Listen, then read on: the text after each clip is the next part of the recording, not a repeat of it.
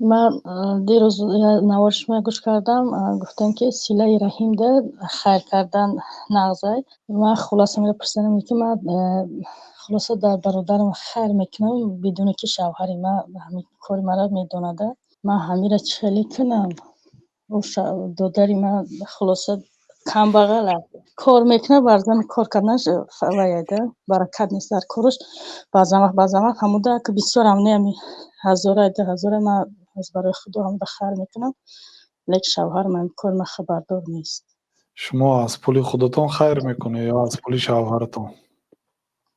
بعضی وقت میشه از پولی که میشه برای خورد و خوراک خونه، بعضی خلاص از این کودک ما کمک پولی میگیریم از دولت، از همینا میکنیم. به هر حال اصل حتی از پولی که از آن خودتون هست، آیلی که خودتون هست مثلا یا مال خودتون هست، به اجازت شوهر تصرف کردن درست نیست.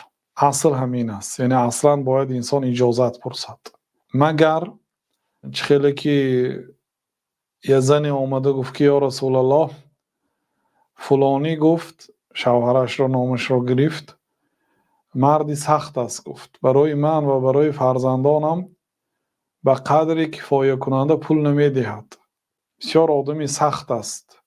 بعد پیامبر صلی الله علیه و سلم گفتند که خودی من مالهی، از مالش گیر به قدری معروف، یعنی به قدری کفایه کننده و به حاجت رسنده گیر گفتند.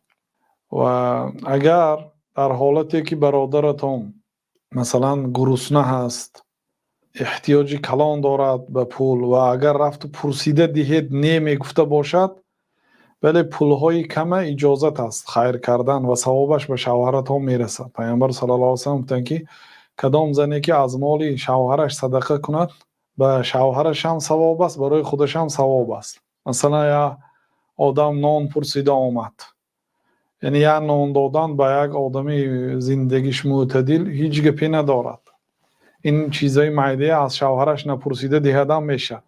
لیکن به هر حال این یک نوعی به جای کار کردن، پنهانی کار کردن از شوهر است و احتمال است که اگر این را فهمد از شما ناراحت شود. بنابراین خوب است که در یک روزی که تبش بالیده هست همون روز اجازت چه گرفته مانید. به هر حال برای نیکی کردن و برادراتون و دادراتون اجر عظیم میگیرید.